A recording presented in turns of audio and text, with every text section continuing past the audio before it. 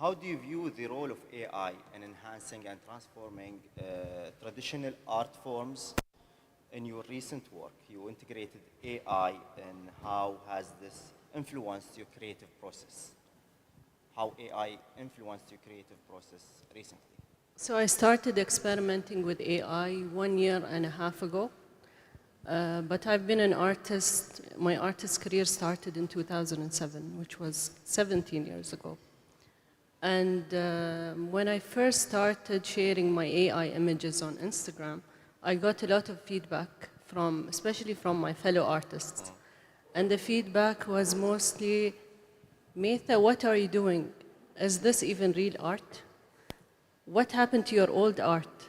Did you just leave it? And are you doing, is the machine doing the work for you, or are you doing the work?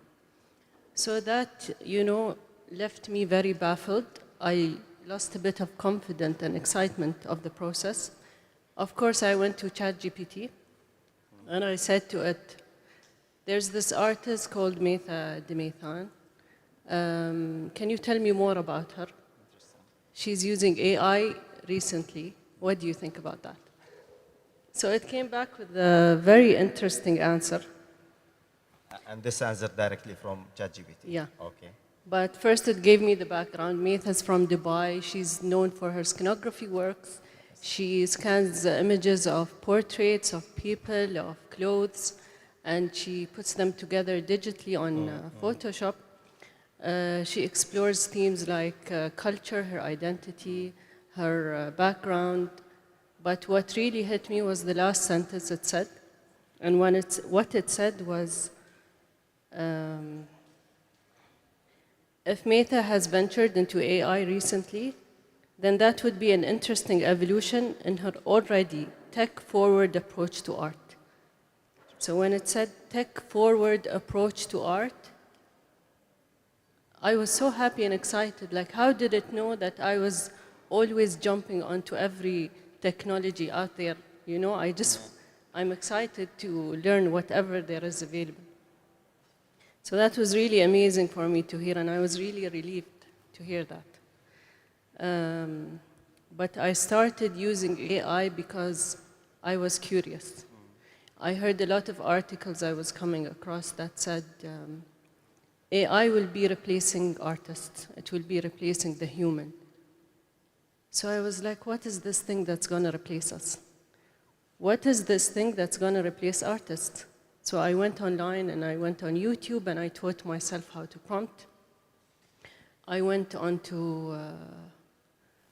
different softwares, and I remember my first prompt was of an Emirati man. This was my prompt. And I said, Emirati man from Dubai. And what came back was really interesting. It was a man wearing necklaces and gold all around with a turban on his head. So, it made me confused. And I tried again and again and again. And with each prompt, with each time I tried, it gave me the same results. And it reminded me of Sindbad, of Aladdin, of, Arabian Nights. So at that time, I spoke to the machine and I said, no, that's not us. This is not Emirati. This is not what we wear. So I started feeding it my own images. Images of my children, of myself, of men in my family. And I started getting better images. And I remember feeding it the sifra and showing it from this side, this is how we wear it. These are the fabrics, plain fabric, patterned fabric, the wool one that men wear in winter. And then the red pieces with the red pattern. So eventually, when I get the result that I want, I put them together and I say, to the kids, you are us. Inta malna. Inta malna. So that's how I picked them up and I uploaded them on Instagram. And the feedback I got was really interesting. I got feedback and comments like, that's Muhammad al-Mansouri from, I don't know, from that tribe. That's Fatma from Al Ain. Or, Metha, why are you posting photos of yourself? You know, and the feedback was really interesting to me. Amazing. Metha, I just want to deep dive while when the subject is. I want to know what is the process for you to teach AI. That you said that you keep feeding it images and different kind of things, but what is your process now? Is to generate an image like you imagine, like you want, is the perfect Emirati vision. Where is he's wearing the right ghitra. I've noticed this in your all images, mashallah, ghitra مضبوطة, and the الملامح and everything is amazing. So how did you reach from getting that image of the guy with the golden chain to that I person? kept feeding it images, and I like to believe that I am contributing to the database. So each time I'm feeding it images, I'm training it, I'm making it learn our ways. And with each update, I feel it's getting better and better. And so I found out later that it gave me these images because the database was European-based. So it wasn't, it's not its fault that it couldn't make an Arab, So you know. you have to teach it all over again. Yeah. Jum'a, you are an artist as well.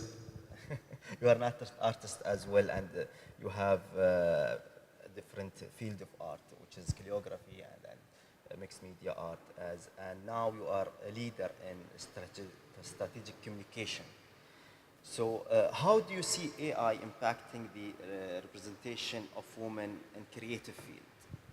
And especially in the UAE, I have love relationship with the mic. Yeah.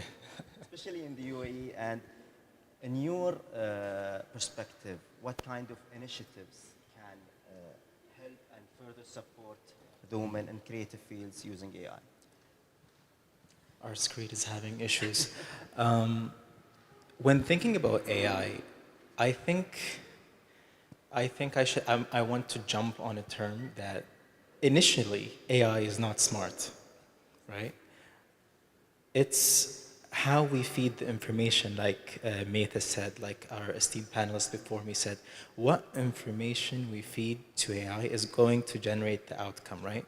So AI is gender neutral to begin with.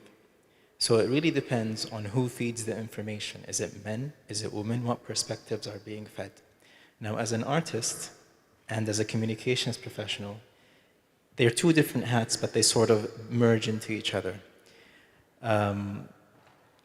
While preparing for this event, my team, I used AI to our advantage. Simple tools like ChatGPT, colors that might reference specific themes that we would like to display, questions that we would like to ask. Now, there wasn't any segregation between men and women here.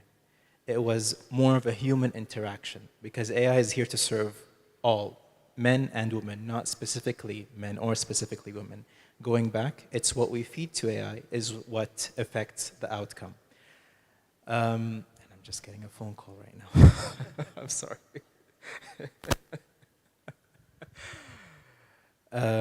If you can give me the second part of the question, please.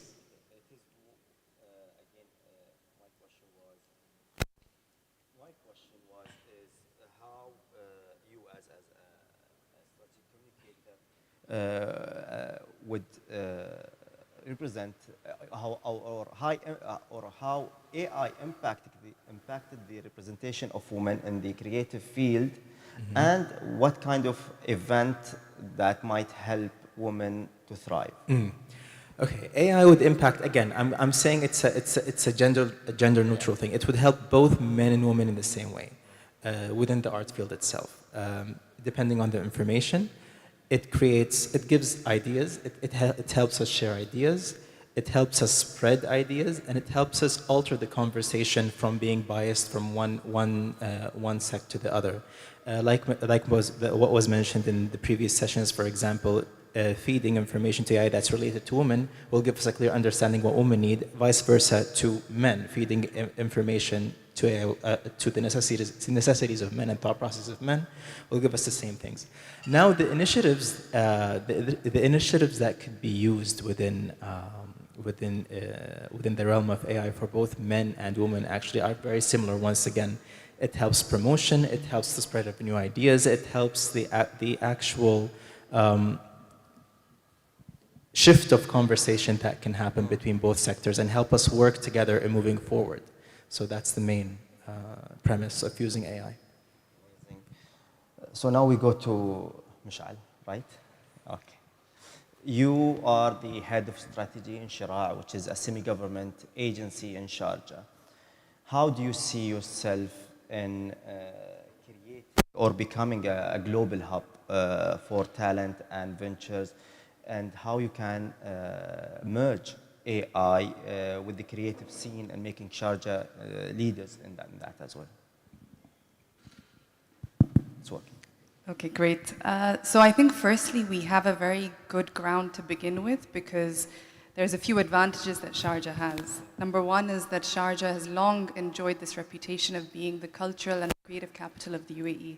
You know, whether it's through the amazing industries that we established in publishing, arts, design, but also the talent that exists here. So there's already a good legacy to build upon further and capitalize through AI. And then the second advantage is that as an emirate, we are pioneering in the field of AI. Just recently, I'm sure you heard the announcement of the world's first trade license to be issued through AI is happening in Sharjah, which means that you can get a trade license within 3 minutes. So those advantages already play to our strengths. And as Shira', as you mentioned, we're a semi-government entity. Our goal as the ecosystem builder for Sharjah is to make Sharjah a global hub for impactful talent and ventures. And we do that by offering incubation and acceleration programs. We've remained sector agnostic, but more recently we've decided to double down on a few industries that make sense in terms of Sharjah's strengths and innovation strategy. And the creative industries is one of them. In fact, I was just checking before coming, we've supported more than 60 startups in the creative industries, and I'm very proud to say that 53% of those are women-led, which is once again testament to Sharjah's strengths. It's always been a very women-empowering emirate. The way that I think we plan to integrate AI into the creative industries and to uplift Sharjah's reputation is by offering youth, students, entrepreneurs, and startups the skills and resources they need in AI to be able to upskill and improve their businesses. So we do a lot of that through our tailored workshops, tailored programs where we upskill them on the use of AI, but also give them AI tools that can help accelerate their businesses. And eventually we always say, if our startups succeed, Sharjah succeeds. And that's how we aim to position Sharjah as this leader in the creative industry sector. Mishal, just adding to the amazing story that you tell now, what skills should women develop to thrive in the landscape that is increasingly dominated by AI? What do you think that is the right skill set that women needs now? Especially that you said that you have this big number of supported tech startup that you have, and mostly are women. So what type of skills they should have to be there? Yeah. So maybe generally what I would say, whether you're a male or a female founder, I think what's important is for you to have agility in how you approach your business and to be able to pivot and to adapt to new technologies. In fact, AI can augment the creativity for individuals. I think we've heard a great example of what Metha just shared. She used it to her advantage to grow her art. And I think another skill set that's very important is resilience. Just continue to pick yourself up, adapt to the new technologies, and these are things that we try to instill in the founders that we support.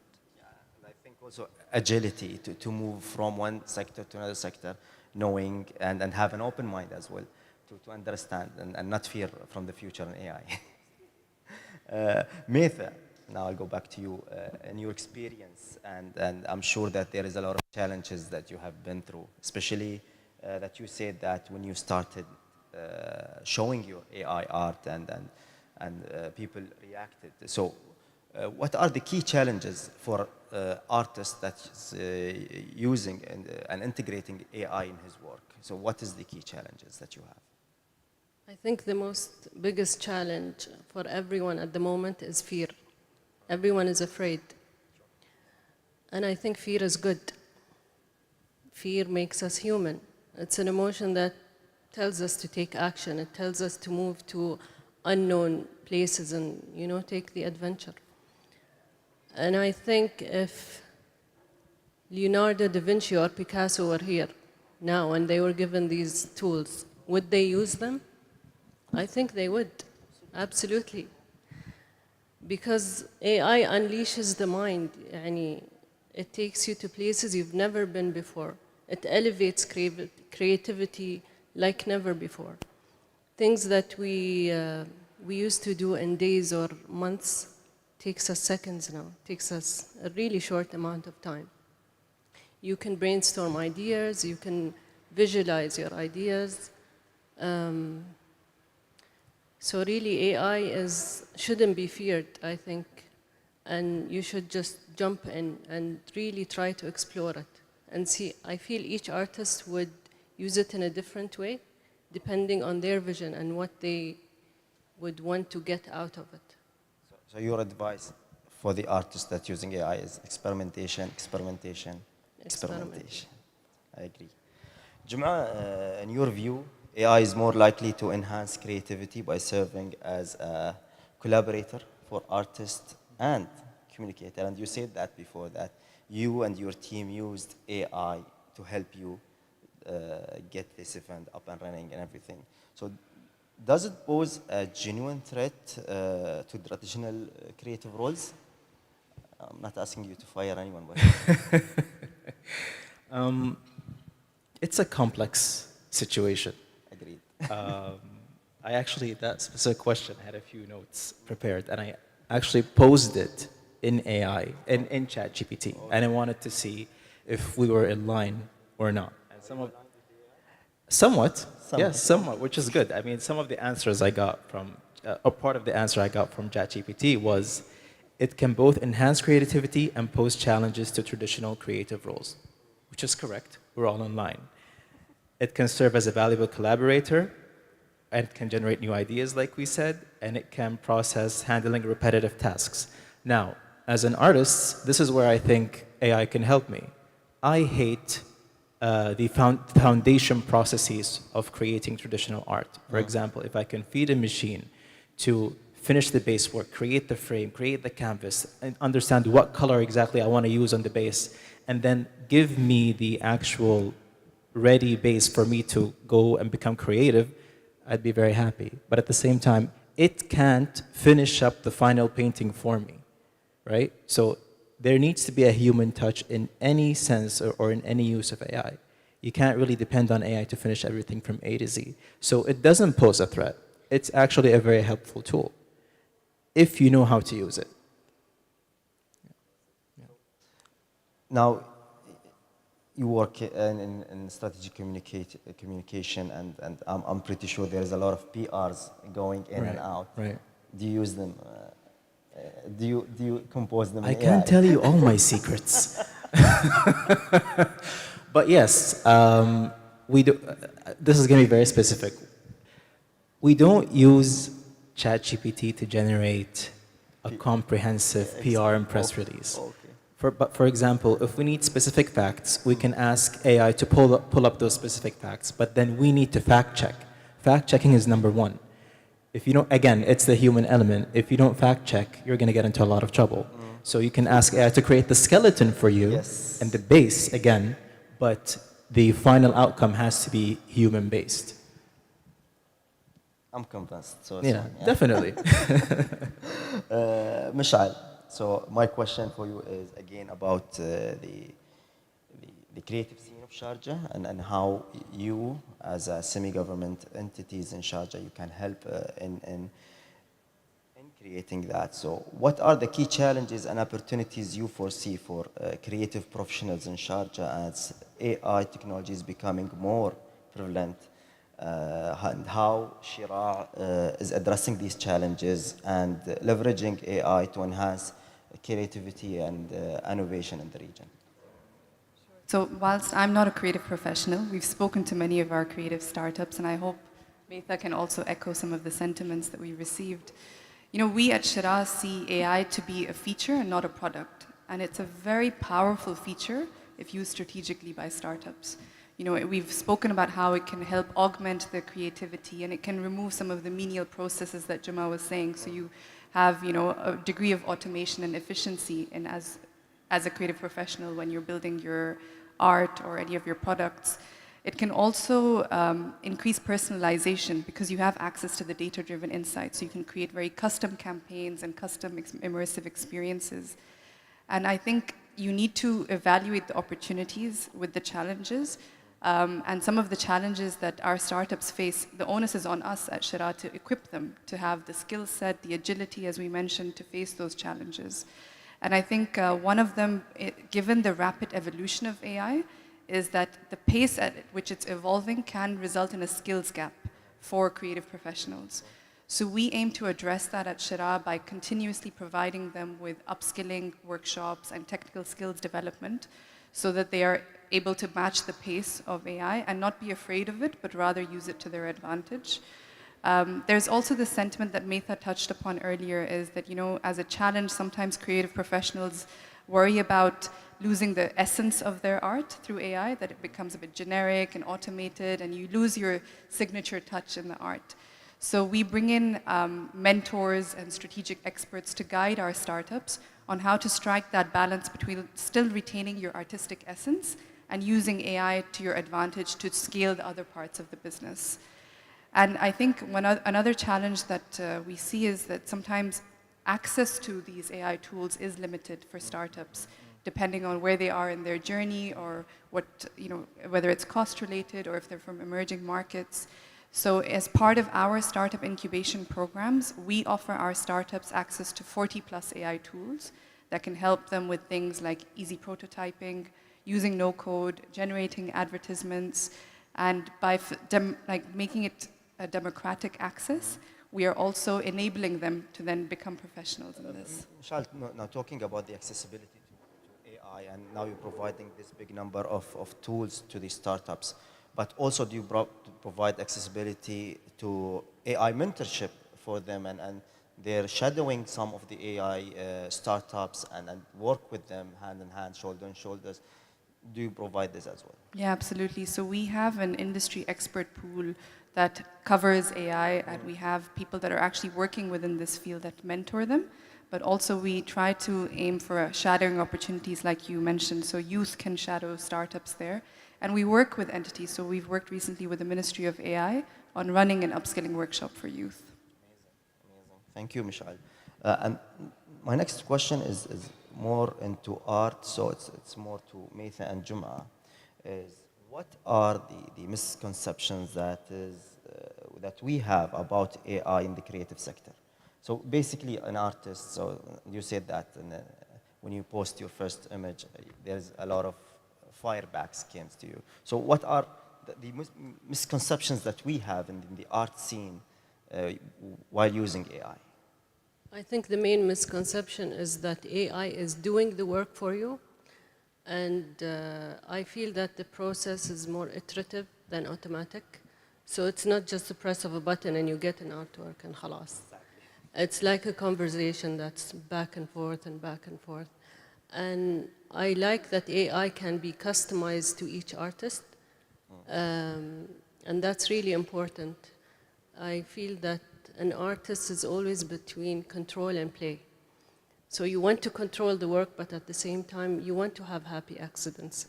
And AI really gives you that happy accidents that you can be inspired by. I mean, to piggyback on that, like you said, it's a conversation.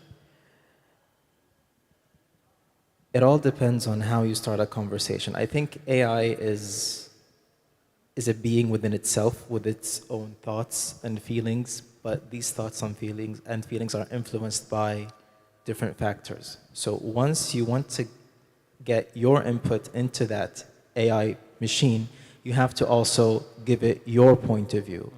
Now, the misconception is that AI is all-knowing. AI isn't all-knowing. AI is very limited in what it knows, but it can help you. It can help you go forward, but it's still limited in what it knows. And also, the other misconception is AI is going to replace artists. AI is not going to replace artists. No. Art can be, art has many facets, art has many fields, art has many faces, right? It's not going to replace artists. It all depends on how the artists use AI to go forward. I've been asked these questions a lot. Can I add to that? Yes, please. The question about will AI replace humans? And I think, in fact, AI will make us more human than replace us. And I think it will unleash things that, we've never been seen before. And as creatives, we get stuck in this behavior of repeating past behaviors. And we become like machines. We become very mechanical in the way that we think. And I think AI will bring us back to being a creative human again. I mean, to add on that as well, while we're speaking right now, a few prompts came to mind for me to feed to an AI bot and see what comes up. Giving you that spark of curiosity, I think is a beneficial factor of AI, but at the same time, don't let it control you, right? Can I add something? I love this. We don't mean to make you feel left out. Mishal is lost in the middle. I remember once I was on my laptop and I've been creating images for days, like 100 a day, even more. And suddenly this feeling came upon me to just close the laptop. And I felt like something told me, Maitha, go and get your sketchbook and a pen. And I feel that AI made me crave that human touch again, the pen and pencil connection, which was a really, shocking thing that I never expected to do. One last comment on that. The pen and pencil. Every time I get, we have time. We have 3 minutes. We have 3 minutes, okay. Every time I get interviewed or asked, what makes you, how do you decompress? I always say I have 2 tools or 2 weapons, the pen and the paintbrush. Now I think perhaps it's time to add AI and see where that takes me. I mean, adding a new tool to your arsenal is a completely different doorway to another world. Exactly. Yeah. Again, AI, it's what we feed it and how we react to it and how we can interact with it as well. Any last message for the creative scene using AI? I think we'll pass this to Bashar because we've been taking over the conversation. If you're passing it to Mishal, I have a different question for him. I'm sorry. Do you have any successful examples in Sharjah or in the UAE led by women using AI? I'm sorry. I'm sure we'll announce these examples at the Sharjah Entrepreneurship Festival, so everybody should come there. That was a nice response. But actually, it's interesting. We are meeting with our startups to see how they're adapting to it, and we have a lot of creative startups like Sekka Magazine, which is women-led as well. It's by 2 Emirati women. And in fact, I'm going to drop them a message after this panel to ask how they've adapted, and I'll come back to you. Amazing. I think we finished here. Thank you, everyone, and thank you for the esteemed guest here. Thank you. Thank you.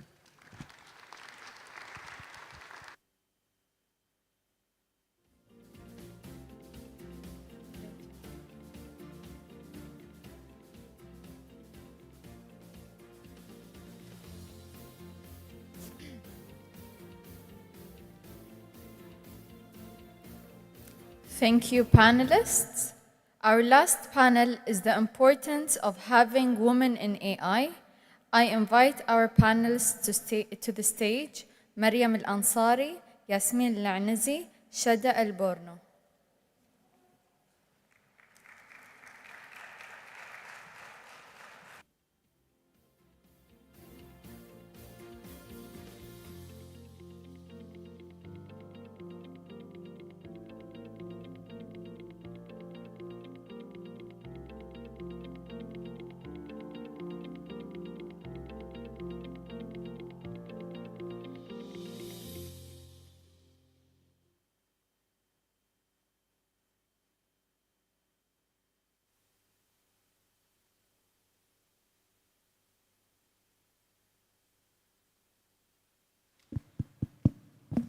Hello.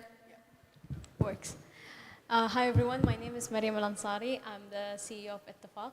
A little bit about me is Ittefaq is a legal tech platform where we automate the legal research process using artificial intelligence. So we're not just whitewashing it, but we're actually doing it, AI washing it, sorry. And before I even got on the stage, I was thinking, why do we need such initiatives? Why do we need such panels? Or why do we need to emphasize the importance of women in AI? I mean, I understand the complications and biases that we all go through, but is it really an issue? Is it really a bigger issue than what we think? And so I ChatGPT'd what are the statistics, because I like statistics, I like numbers. And globally, there's only 22% of women in the AI field, in the tech field. And that said something. 22% is a very small number. And now include that with AI and then include some difficult fields, considering legal tech. We have Yasmin from robotics, and then we have Shada from fintech. It's a mixture of less diversity in their ecosystem, and so it's amazing to be in this panel with such women who are representing the 22% of the global women in the world. And so I want to begin with asking Shada, obviously. She has done many programs and initiatives in the AI field. She's one of the top 10 women who are representing robotics in the MENA region, on how her challenges has been, what are some initiatives that has helped her through that, and have at it. Assalamu alaikum. Good afternoon. It's so honor, really, and I'm so happy to see today that all of these attendees are really staying. I was afraid that they will leave after the main agenda will finish, but so happy to see many of them, they stay with us. They are looking forward to hear why we need more women in AI, what's our contribution as a women for that field. I came from background of robotics. Then I faced a challenge when I feel that I'm the only woman in the room. That's the beginning of my career. Then by end of 2018, I decided that I have to build a community for women in tech. Then by that time, I was responsible for managing a project related to driverless technology, AI technology in the United Arab Emirates. Then I started Women in AI. Women in AI, it's a global community located in Paris, France, but the local chapter of the United Arab Emirates has been co-founded by the 4 women staying in the United Arab Emirates. The main vision and mission for us is to empower women. My passion is to empower women, not only the business women, not only the entrepreneur, not only the researcher. I need to empower all the women, even the mother at the home. It was very nice what I have here today from all the panelists before us, that when we talk about especially the healthcare, you see the 3 of the speakers were women. Women, when they enter the field of the AI, they're trying to solve an issue with social challenge. They do social impact. Then they contribute by that to the business. And then they contribute to the research. So when we are in that, we look like how we can use, for example, AI to advance the technology for healthcare, for mental health, for any challenge that we have in our life, for education. So this is the thing that pushed me to start Women in AI and contribute me to volunteer in this. Everybody asks me how you can. I'm a mother of 3. One of them special need, Zaid, my big son. Then I also working in companies, member of many initiatives, but I keep this Women in AI driven, let's say, community to support, give opportunities for women to connect, to have, the ecosystem to support them, to co-found their companies, to advance their career, to enter the field of AI. No need always to be from background of AI or robotics, no, you can enter that field. I have a question actually for the audience. How we can be part of the ecosystem of the AI? This question, there is a prize for it. I'll give a scholarship for machine learning. Anyone can, please, don't feel shy. How we can be part of the ecosystem of AI? Can someone please give a mic?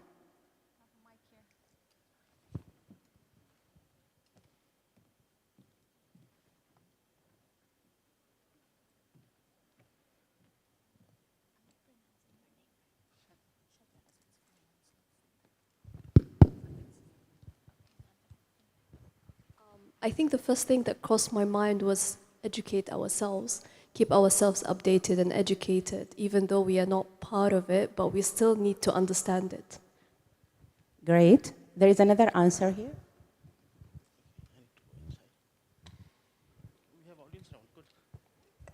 Hi, I'm Shama speaking here.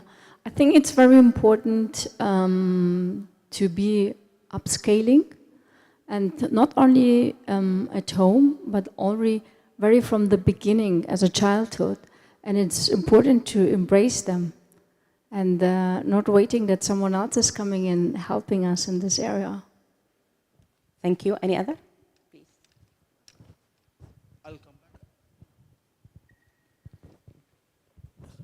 Assalamu alaikum. My name is Khawla Al-Hashimi. I think the most basic way is we all said that AI requires data. So if we contribute to that data and we provide that data, then we are technically giving it the most important thing. Okay. It's a Wasim answer, and for other also. To be part of the ecosystem of the AI, we are all of us part of the ecosystem. Since you are all here today, we are all of us. Who doesn't use Talabat? Who doesn't use Kareem? Who doesn't use Uber? Who didn't use Google Map or any location map application? This is the data. We are all of us feeding the AI system. Our behavior is feeding AI. Who didn't use the social media platforms? LinkedIn, for example.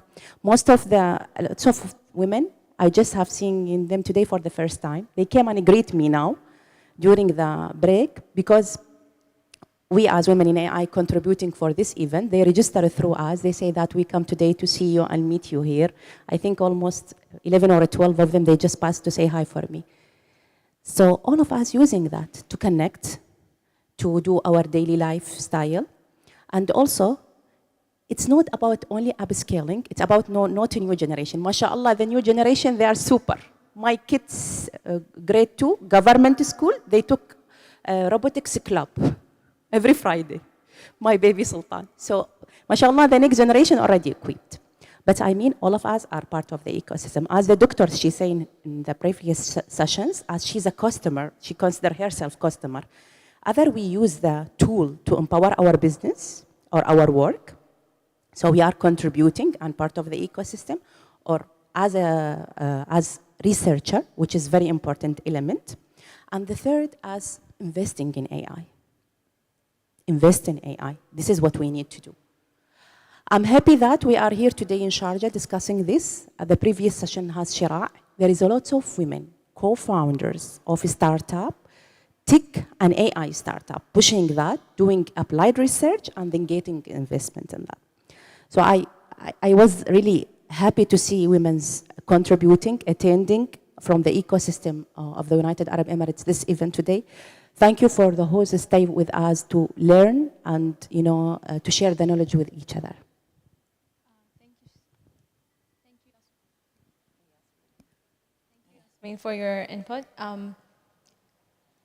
Your perspective on the robotics field is amazing, and I want to talk about my perspective on the legal field, which is very rigid to any new advancements. And obviously that also applies to the financial sector.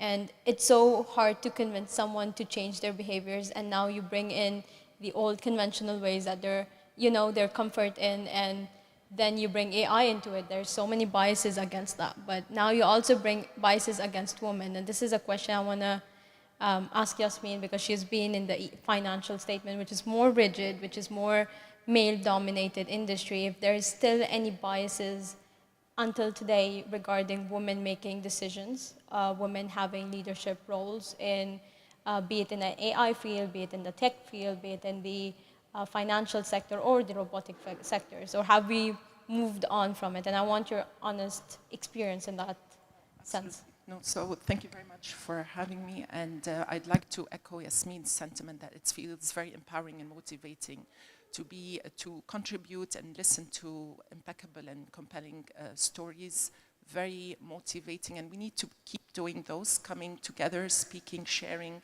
personal experiences, sharing our asks, because this is how we encourage more and more people to come into the field. So the finance sector, how it all started with me was about 30 years ago when I was opting what to study for. With my father's good counsel and advice, it was math and finance. There's no other option for you. This is the way for you if you are financially educated, financially literate your life. Deep down, I wanted to be a lawyer. I used to watch all these drama series that started making their way to the UAE, LA Law, Ali Makbil. Maybe a lot of you are too young to remember those. I'm like, yeah, I want to go fight for justice. I want to make this world a better place. But my father's like, woman, girl, I'm telling you, accounting and finance, that's your route to success. And little did I know, it's been 28 years. I started my career as a graduate trainee in one of the international banks, Standard Chartered. And I grew my way up the ranks, and today I run one of the bank's largest segments in the region, whereby I cater to huge corporates for their banking and finance needs. And along the way, yes, it was always very odd to see females in the corporate banking world or the investment banking world. It was largely male-dominated, but I didn't pay too much attention to it. I didn't think of it as a problem, but I thought of it as an opportunity for me to stand out and be unique, because there I was in every meeting, in every client pitch, in every presentation, the only one, and the only one that was heard and listened to. So that, gave me more motivation. As times have changed and people started paying attention to the fact that the sector and the industry was sorely lacking on talent, on female representation, on diversity of thoughts and perspective, we too as an organization started paying attention to that. And of course the UAE has always pioneered and led the way, because I tell people that I never felt different to or my colleagues, because the late Sheikh Zayed, the late Sheikh Rashid, they always spoke to us, men and women, boys and girls, and more women and females, insisting and ensuring that we have a fair share and equal right and access to education and work and contributing to the society. And so if I come back to the UAE, today we have 3 of the largest banks, both international and local, headed by women CEOs. Take our bank, she was the first Emirati to take the helm, leading an international bank for the country. At Standard Chartered today, we stand at we've had the 30% mark globally, having female representation as board members, chief executives, and management team members. And we had to be very targeted in our approach. We had to do the work. So we ran workshops, we ran seminars, internal training sessions that were very inclusive for both men and women on how stereotypes look like, how biases could look like. We had to sensitize our internal processes and policies so that we're more mindful in our selection process when it comes to hiring. We're far more open-minded and again inclusive in how we promote and progress women and help develop their careers. And that's how we started doing well. And in order to hold ourselves more accountable and responsible, we make sure that all of this progress is measurable and reportable. So we're one of those that are transparent, and in our global financial statements, we report on that.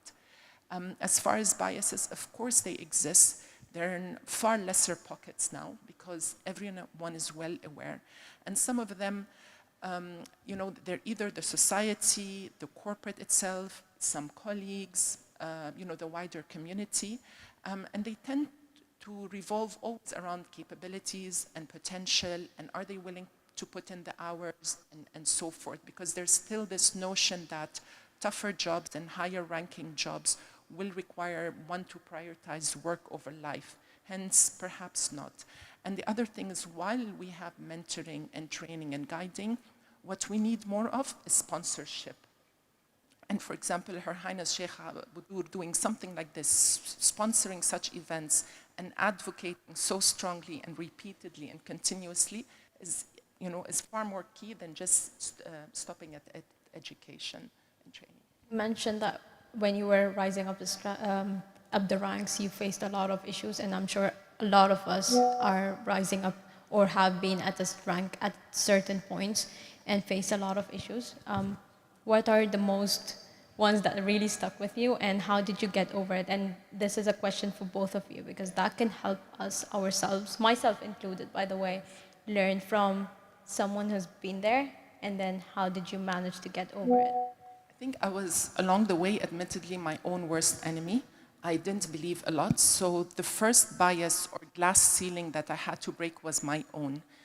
I always did well in school. I outdid myself in college. I finished in 3 years. I joined work very young, but it was still like I was always out there to outprove myself. Even though the ecosystem, my father and my brothers were champions of me and my success, but I just never felt like I was enough or had enough to give into. And I wanted to do things like, you know, we speak about women being caregiving and kind and wanting to do more. I never had the courage to do that, because even though others were listening to me, I never listened to myself. And it took me to realize that, and it only started literally just before the pandemic.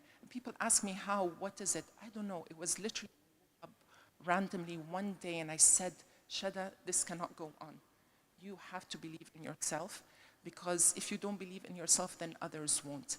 I struggled with doing something like what I'm doing right now, which is just speaking, holding the mic.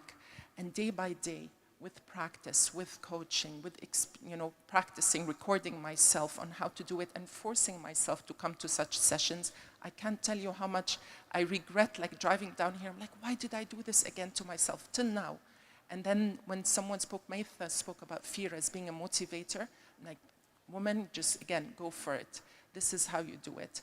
And just like, even when I got a seat at the table, because I was so fearful and I misinterpreted fear as something to compose me, I never spoke.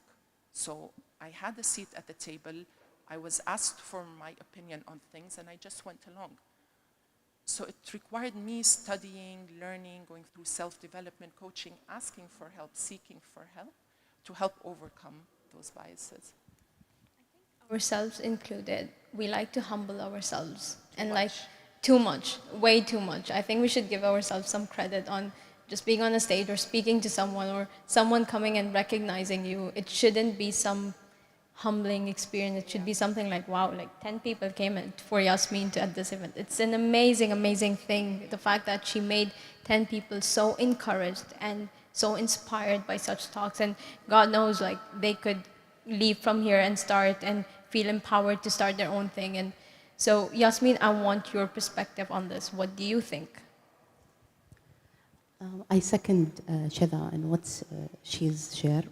It's a nature of women. As per the statistics of LinkedIn AI system, women feel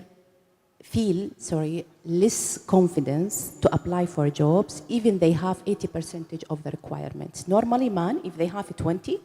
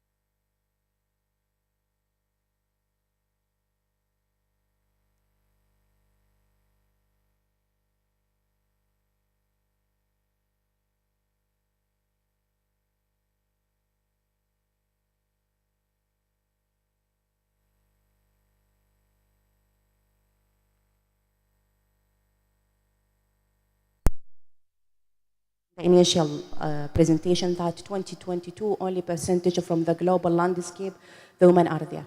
But you know the surprise was, I was partnering in Women in AI with Google. They have Women in AI Google Academy. We launched it last year, and this year it was a ceremony in United Arab Emirates. After we conduct a research, we discovered that more than 30% of the co-founders of AI startup are women living in United Arab Emirates. So we are in a better shape. Researcher, as I do some kind of collaboration with Mohammed bin Zayed AI University in Abu Dhabi, I know many of PhD holders, Emirati women. They are working in amazing programs and amazing, researchers. So they are contributing for more than 34. So our rates, it's better than the global. In the United States, they are only 18%. In Europe, only 16%. And then globally, 2022. I do believe that what we have in UAE, it's more. We are in a better positions. We are contributing to the research. We are contributing for the ecosystem of the entrepreneur. The entrepreneur, they are the real engine for the AI because they discover a solution for a challenge.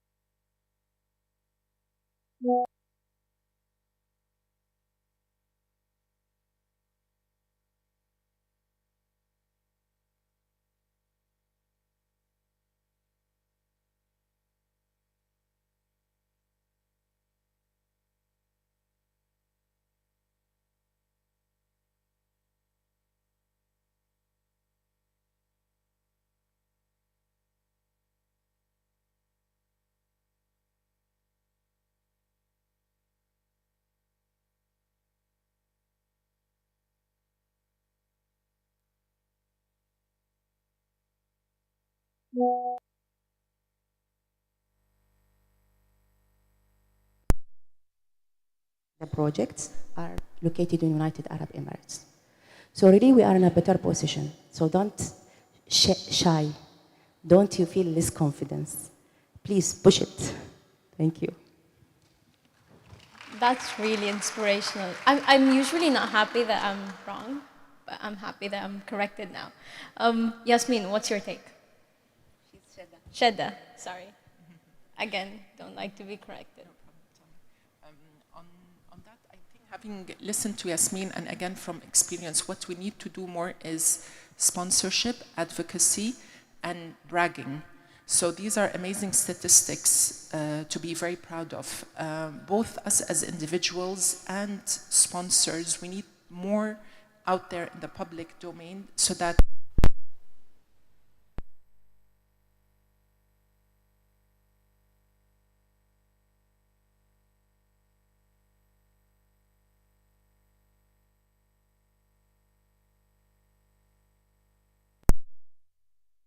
people who are aspiring and saying, no, I cannot do it, I should not go into that field or education, to see that there are, and to listen to those statistics and be empowered and energized by them. So I think that's very, very important, just listening to this. I know we've done a lot of inspirational talk, but I want to get more technical here. What's next in the financial sector in terms of AI and how it could benefit, or what are the emerging trends or things that we could ride the wave on and make our work much better? So it's already happening, and interesting that you made reference to it in your introduction, seeing that, you know, legal, just like finance, is very rigid, it's very traditional. We're not very big on change. But COVID, the pandemic gave us a real run for ourselves, because new market entrants really came and gave us a big nudge, the fintechs, that, you know, innovation and creativity and technology is very important to use. And so we started to embrace it in a very big way, and we found that it has given us efficiency gains and cost savings, of course. And I drew parallels from having listened to my peers who spoke earlier from the healthcare industry.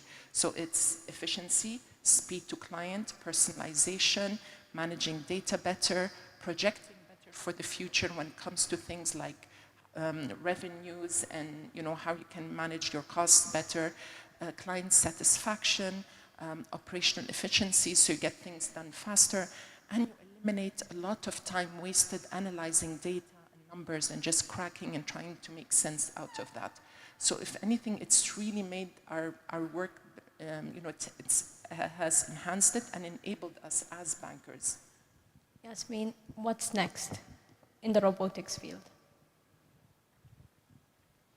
I think the next, it's promising, not only robotics, because I work in both AI and robotics, and the enabler currently for robotics, it's the AI. We have a new thing that's worked currently in the US by the godmother of AI. Who know the godmother of AI? We spoke about why we need women in AI. It's actually why we need more women in AI. Who's know the godmother globally? What's her name? Can anyone give her please mic? Or stand up, raise your voice. Because today we are here to share the knowledge, so we need to know the godmother of AI globally. Lily Fai, you are right. Bravo. She's the one, because of her work and dedication, we got the advance of the AI. She started work in 2010 on advancing the computer vision.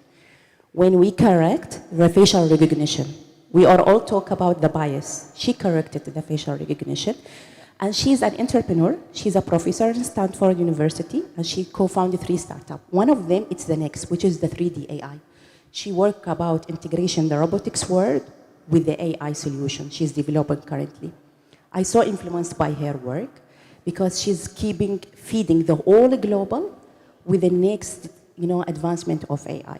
And second one, since everybody talked today about generative AI, there will be a lot of advancement as the research I'm reading currently and some experience I have by connecting to the advanced manufacturing, when we will see more results, not like these days only about routine tasks or, you know, creative industry or other. So I encourage you women, please, to use generative AI.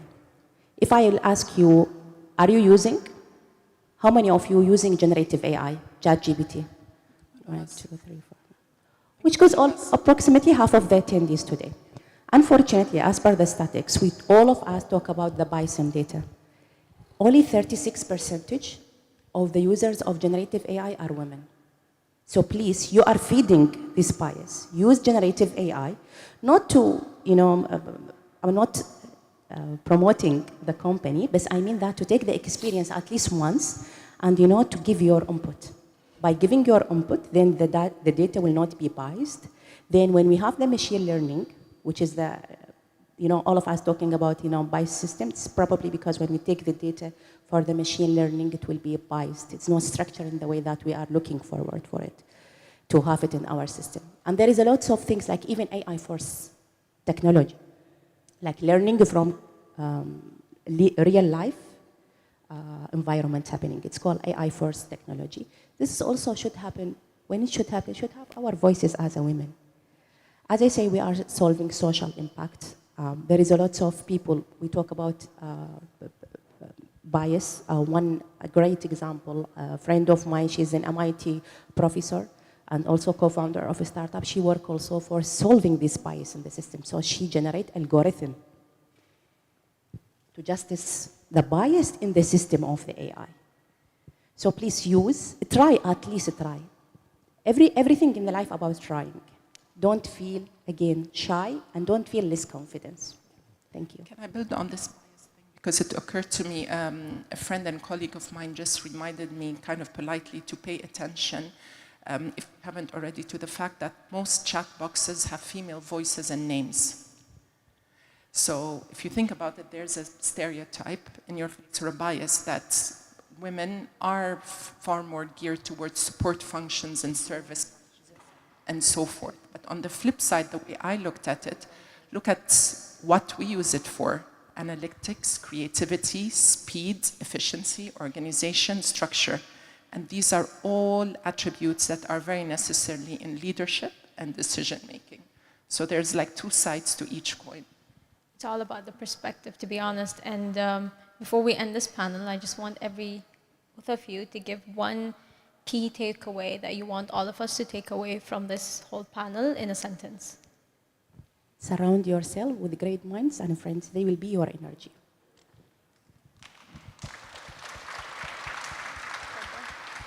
Believe in yourself, raise your voice, and be deliberate and responsible. For me, it would be... Yes. Thank you. Hello, my name is Dr. Rasha Amsalam. I hesitate to say my title. Well, it's Woman Imposter Syndrome. So I have consultancy, biomedical research. I support startups, biotechs in universities, students, and here in UAE, as Madame Yasmin said, amazing startups, women-owned and founded startups in AI solutions. From integrating students, in classic schools to more finance, law.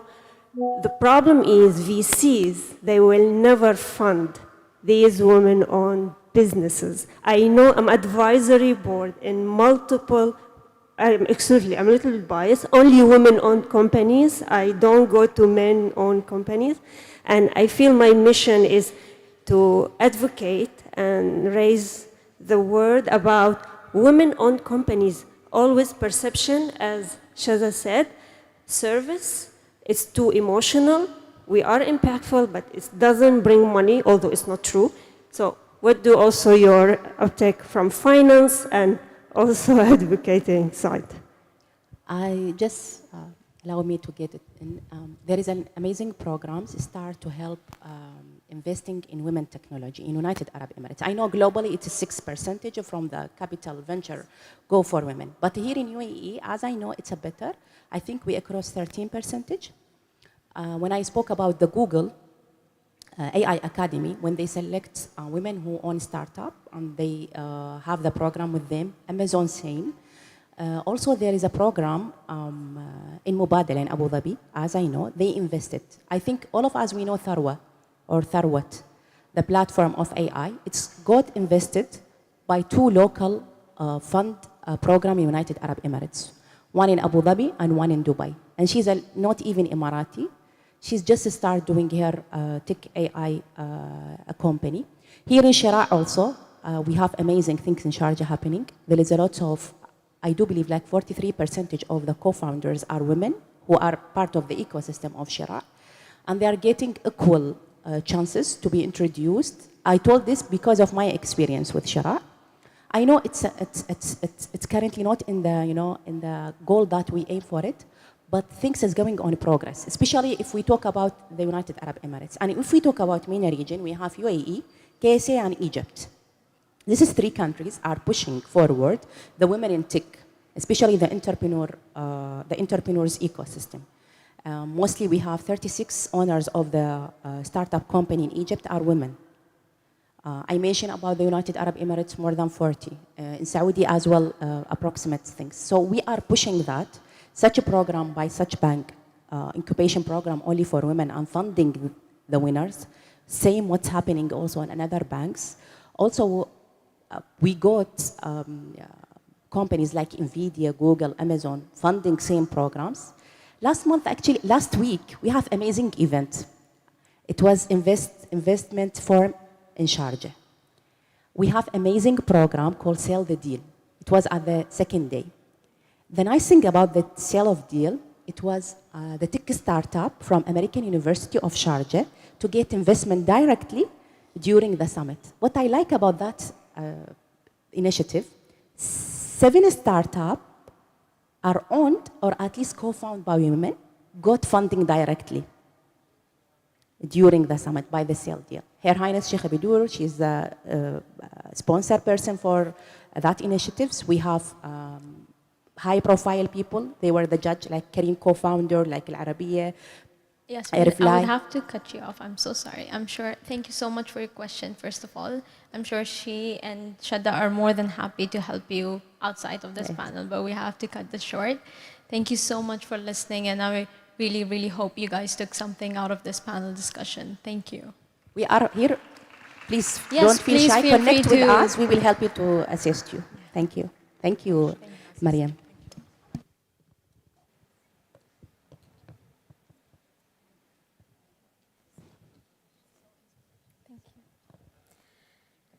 And with that, we conclude the formal part of our program. Please join us for a networking lunch where you can connect with fellow attendees and continue the conversations we've started today. We 5 enjoy the meal and thank you for being part of this important event.